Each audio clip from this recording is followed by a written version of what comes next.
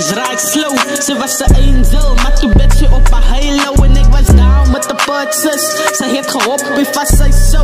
Ik was verwaard in mijn purpose. Ik was drank in toen kles ik in de kopen. Tot op vandaag is mijn actions unforgiven. Mijn geweten plaat, want ik draag dit zijn burden. Ik zal niet wagen, want het is niet zo van mijn zondes. Ik heb een zip op al die snakes wat ik witness. Ze staan weg, homies, dat ik kussen. Hij denkt is dom en ik force hem aan zijn mission. Jouw kind is oors kan, hou je bitch vast. Rolling wrist, last